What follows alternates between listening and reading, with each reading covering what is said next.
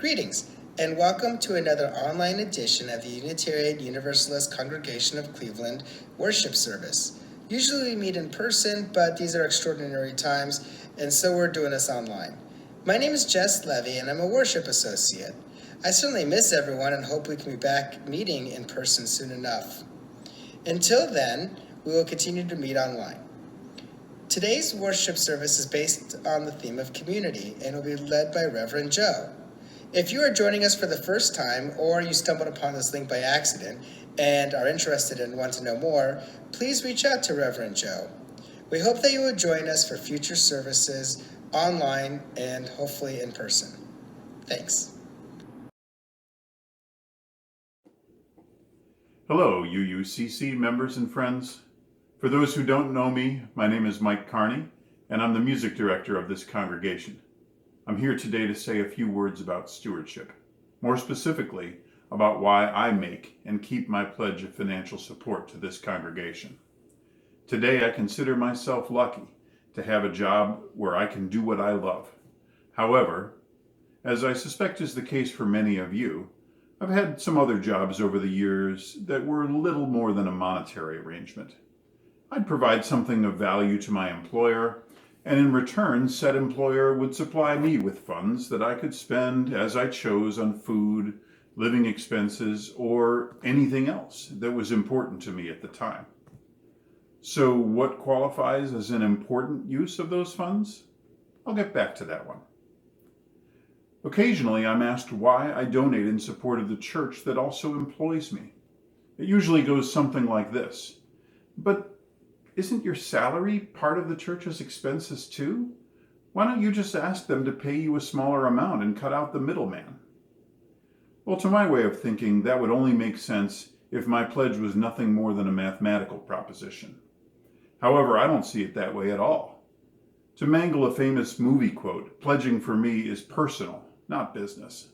And I consider making and keeping a pledge to be an essential part of my personal covenant with this faith community. Pledging is my way of saying that I support the mission of the congregation, a mission that goes far and beyond what I do as music director. Now, I do hope that my work as music director is a source of joy and beauty for you. I hope I'm helping to create music you find spiritually uplifting, thought-provoking, even inspiring. I hope you're enjoying the wide variety of groups and individuals who create music for our services every week. But there's a better reason to pledge than to support the music program. I also hope you're inspired by sermons and times for all ages, and that you find fulfillment in covenant groups or forums or RE classes. But there's a better reason to pledge than any of those things. All of those things matter, of course, but if you choose to pledge, I hope you do so not for what you're getting back, but because of your personal covenant with others. Our covenant, not just the music or the sermons or RE or anything else. Our covenant is what makes us a congregation, as opposed to just a group of people. I'm pledging because I've decided that, regardless of the way I earn a living, supporting the mission and the work of UUCC is important to me personally. I don't pledge because of what I choose to do. I pledge because of who I choose to be. It's not business, it's personal. We gather this hour as a people of faith, with joys and sorrows, gifts and needs. We light this beacon of hope, sign of our quest for truth and meaning, and celebrate the life we share together.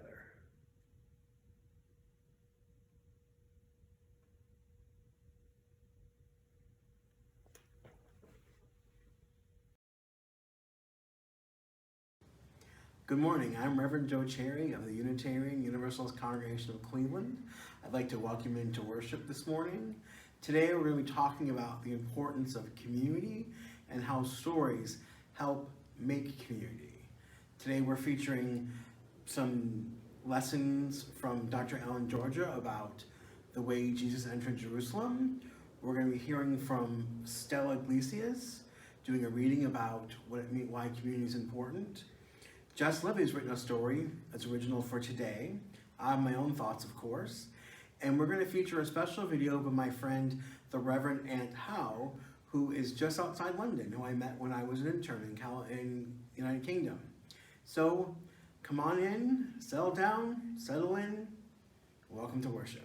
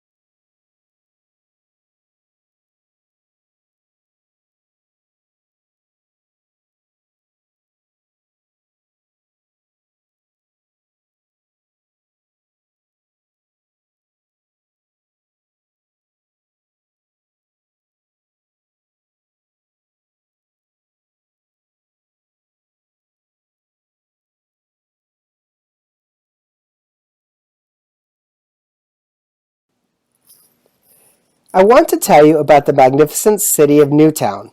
Newtown, or Newton as the locals call it, was founded about 120 years ago. With its abundance of forests and access to two major bodies of water, the small village quickly blossomed to a city of 2.5 million. What really made Newton stand out was the foresight of its city's leadership. This was evident from the very start, when they built an elaborate traffic grid even before the rise of the automobile. As the town grew, the leadership meticulously set aside land and money for police and fire stations, knowing that this would be crucial for an ever-growing population. In the 1950s, just in time for the jet age, Newton built a large airport. In the 1960s, invested in 2 nuclear power plants to ensure that its power grid would never be overtaxed over the next half century. As the 21st century dawned, the city continued to flourish. The residents even built a mansion for their mayor and held parades in his honor. Oh, there's one other thing you need to know about Newton. It doesn't really exist. I made it up.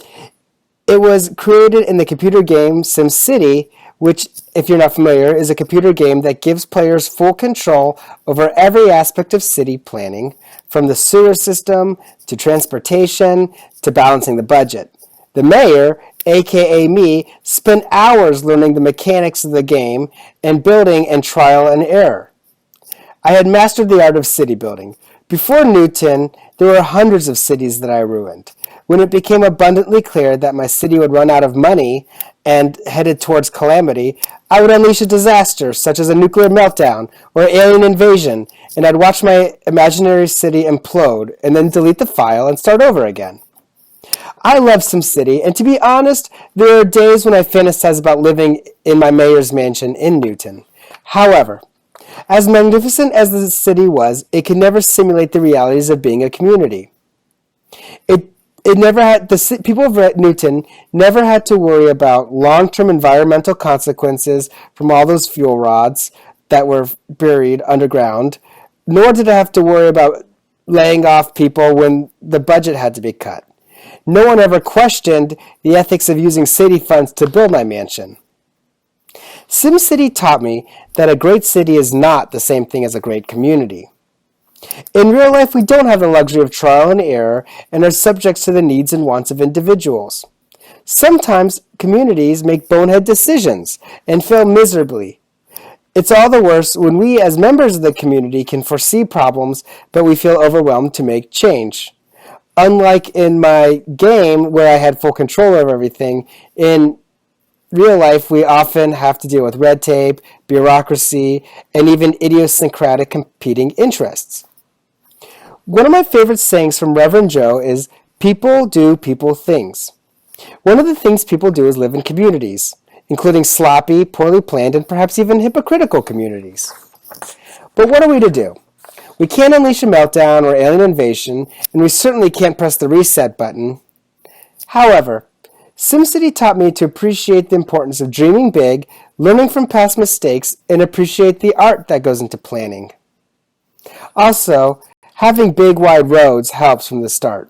Nobody likes traffic, not even Sims.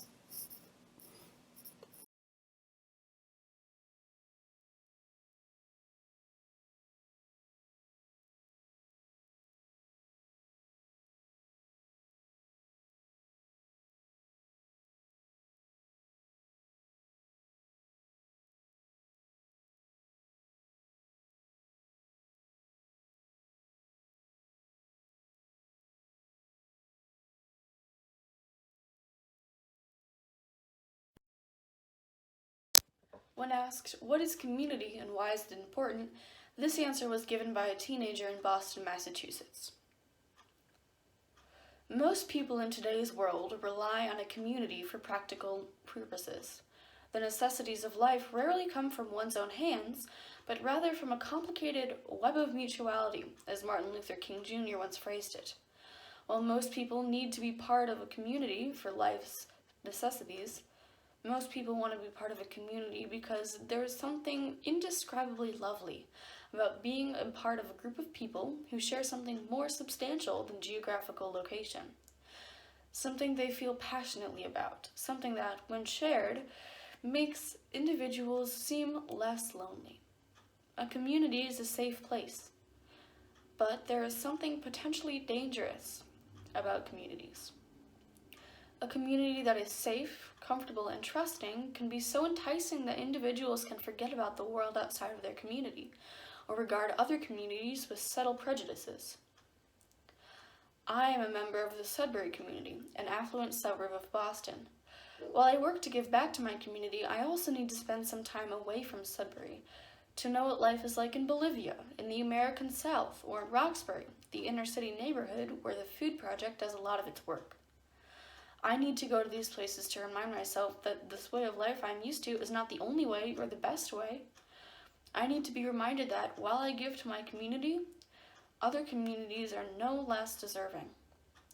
I need to be reminded that when I form a connection with someone based on common experience, it is not because that someone is from Sudbury. It is because we are both human beings, and I am a part of a global community.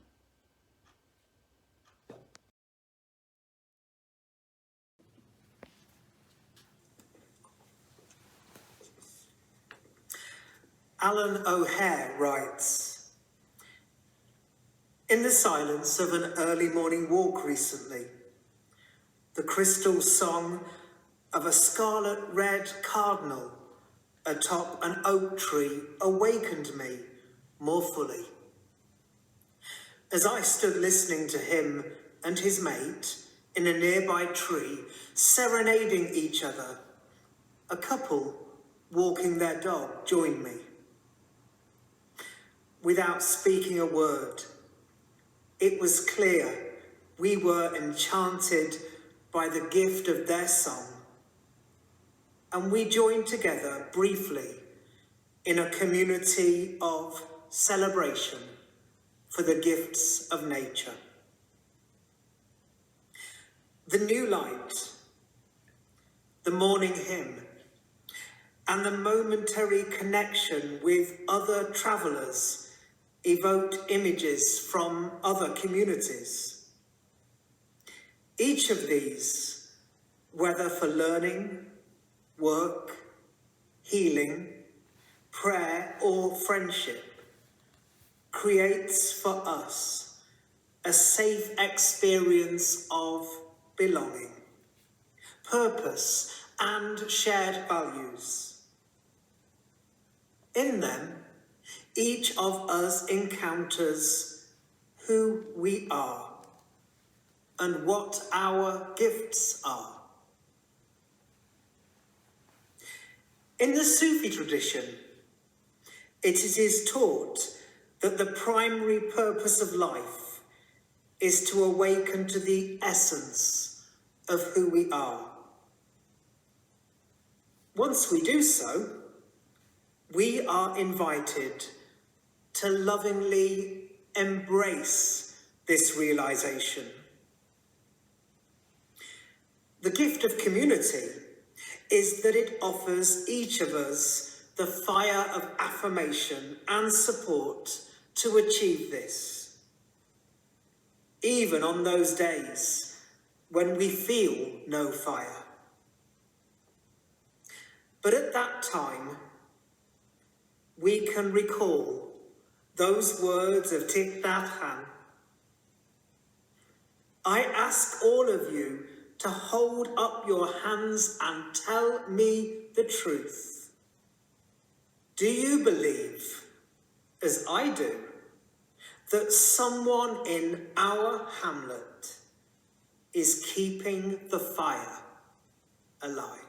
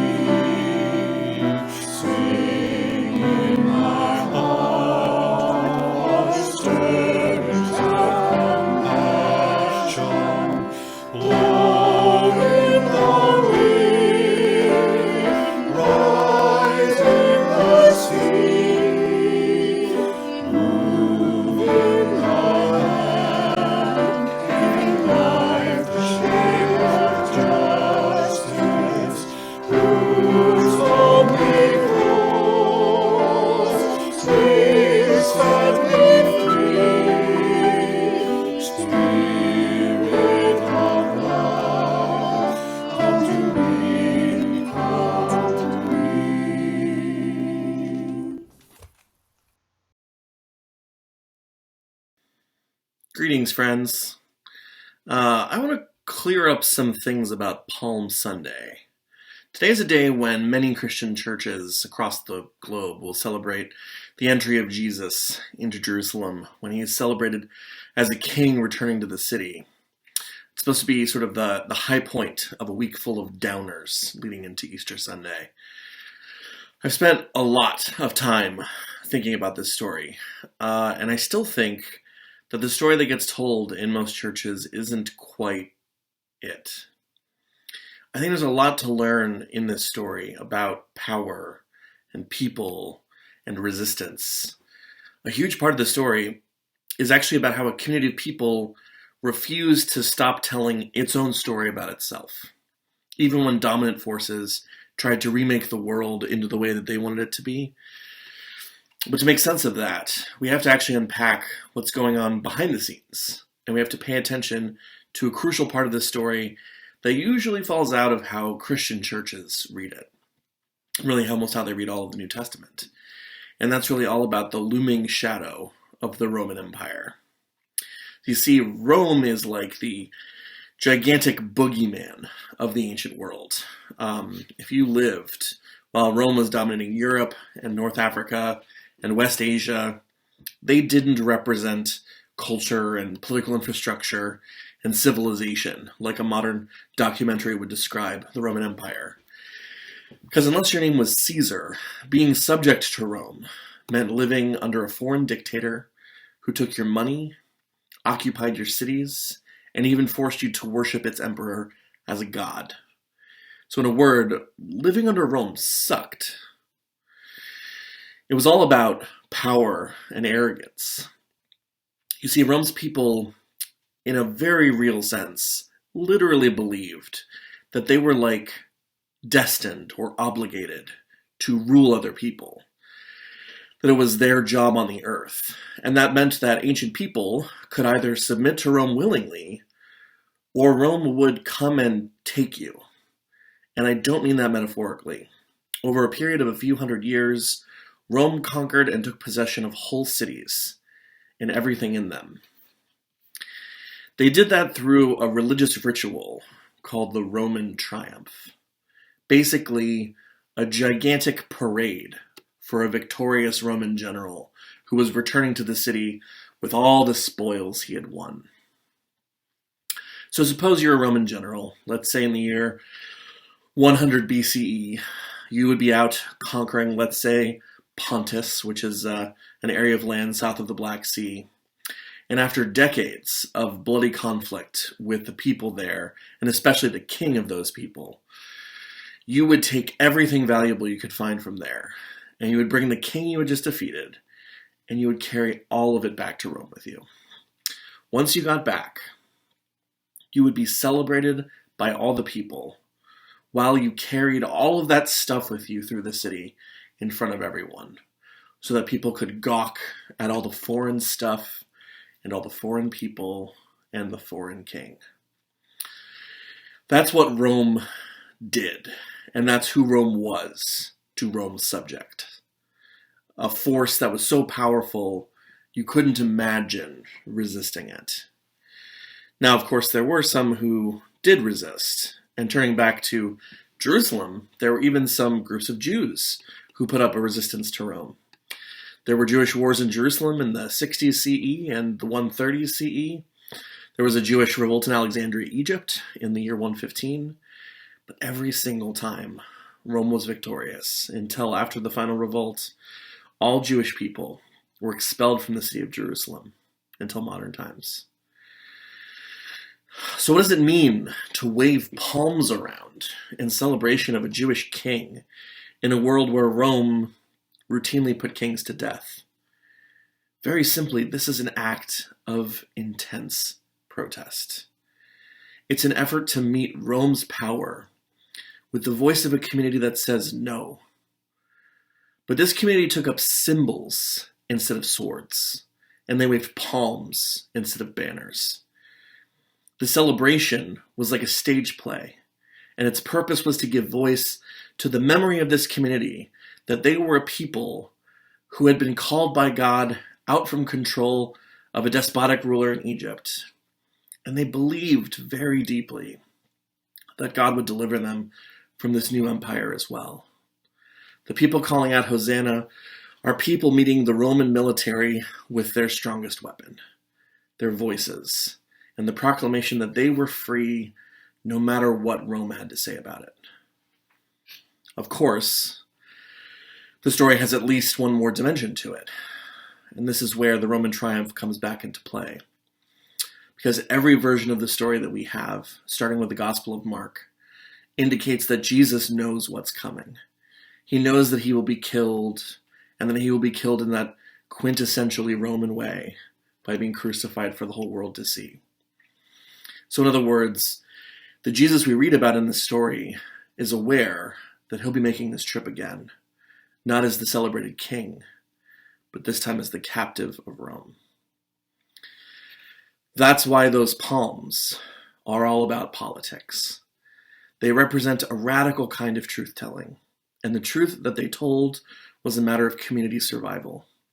Because to wave those palms was to tell a different story than the one that Rome told, and which Rome enforced with spears and shields and armies. And thank Jesus, literally, that we have this story, because it's an important lesson for us to hold on to, even in 2020. Because even if we think we have weapons more powerful than palms to fight back against the Romes of the world, sometimes palms and other symbols that capture the essence of our communities and that remind us of who we are as a people, those are actually the exact weapons we need.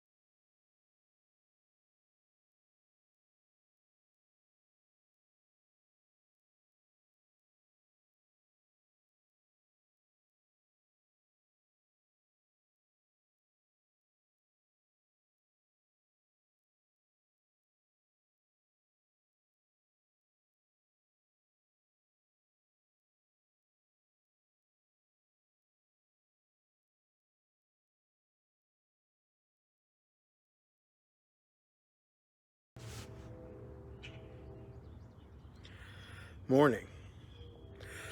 We humans are storytellers. Myths of old, gossip of the now, and all the tales in between. This is how we know we belong to each other. Some of these stories are almost global.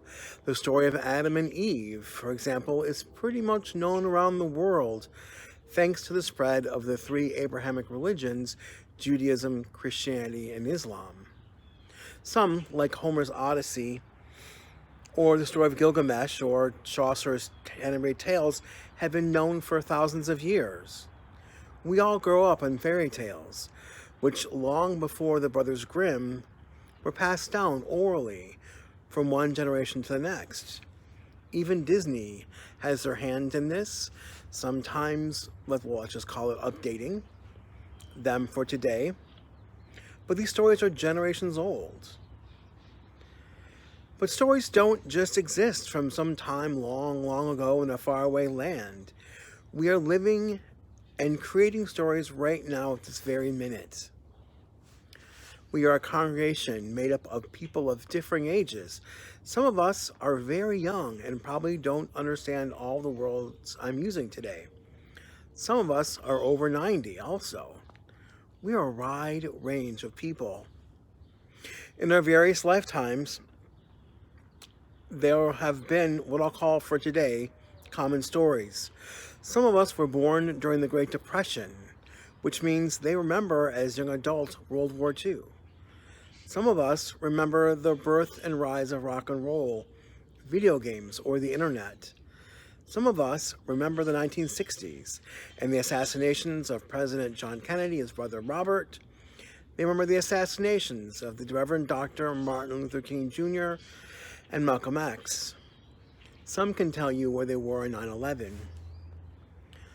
Some people in our lives watched as humans landed on the moon for the very first time, or saw on television the mapping of the human genome. They watched Sandra Day O'Connor become the first woman Supreme Court Justice. They watched Halle Berry, Cleveland native, become the first black woman to win an Oscar for a leading role. Some of us will only read about these events in history books in the future. I say books, but who knows if books will be around even then. Books have had a good 580-year run since the Gutenberg Press, but their time may be coming to a close. Who knows? Stories that we all know are what help to create community. Right now, we're living in a time that people will read about hundreds of years from now.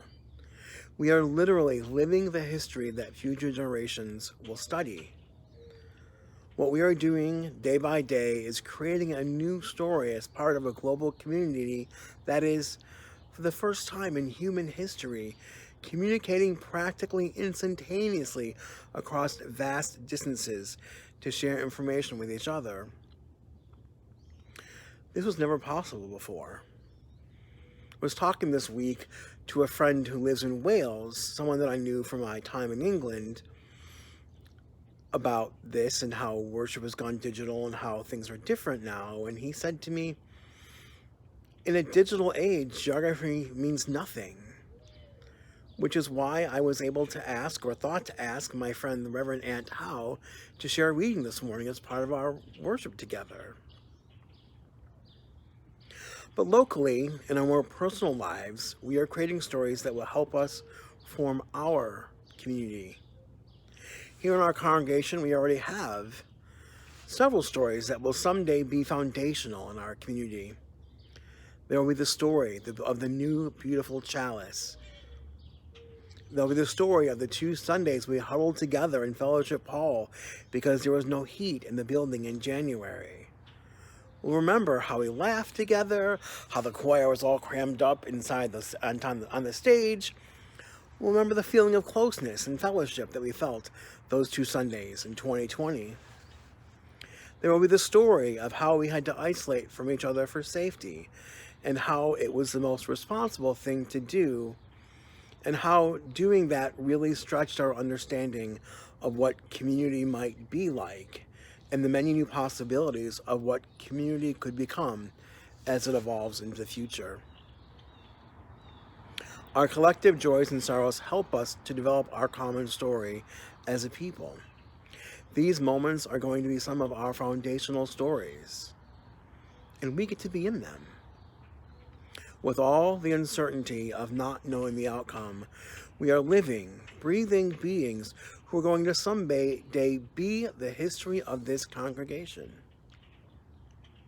Right now, there are kids in our congregation who are the same age that Bob Adams was in the Great Depression. They will, in decades to come, be the elders that barely remember COVID-19, but can say they lived through it. They will see a world that many of us won't. And this has been the way of life, always. We humans see only a finite part of the whole. And yet each of us matters.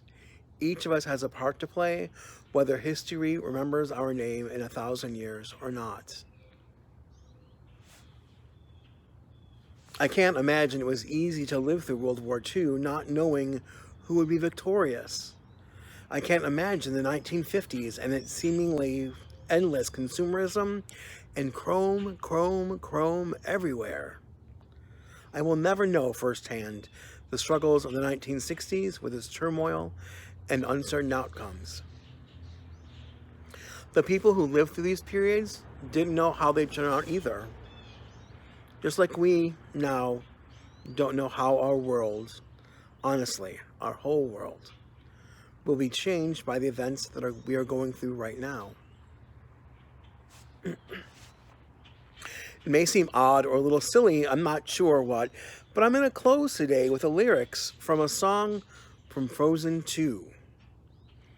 In the movie, Anna feels lost, and she and her sister Elsa are separated, and Anna fears the worst. In her song, she sings some of the following words: "May they be a guide for you in our times." I've seen dark before, but not like this. This is cold. This is empty. This is numb. The life I knew is over. The lights are out. This grief has gravity. It pulls me down, but a tiny voice whispers in my mind, "You are lost. Hope is gone, but you must go on and do the next right thing." Can there be a day beyond this night? I don't know anymore what is true. I can't find my direction. I'm all alone. take a step. Step again is all I can do. The next right thing. I won't look too far ahead. It's too much for me to take. But break it down to the next breath, this next step. This next choice is one that I can make. So I'll walk through the night, stumbling blindly toward the light and do the next right thing. And with it done, what comes next? Well, it's clear that everything will never be the same again. That I'll make the choice to hear that voice and do the next right thing.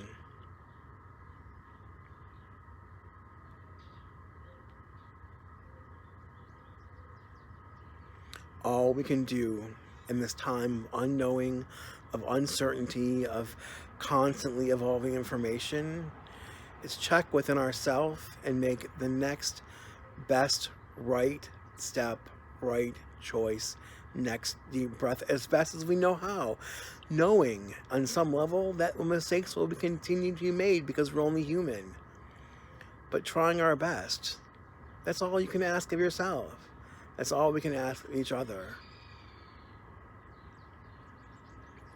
I hope you'll continue to take care of yourselves and the people you love. I hope the people you love are well.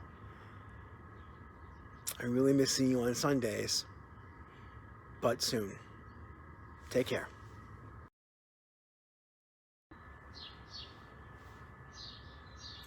In the liturgy of a church, which is sort of the order service that we follow, the benediction is designed to be literally the good word, the last thing you hear before you leave the sanctuary.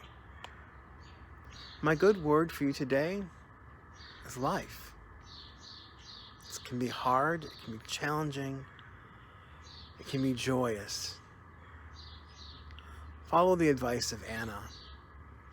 Do the next good thing. Focus on the next good moment. Know that the hard times will come and go, but our attention matters. Try, without ignoring the bad, to focus on what is lovely and beautiful. And take care of yourselves and the people you love.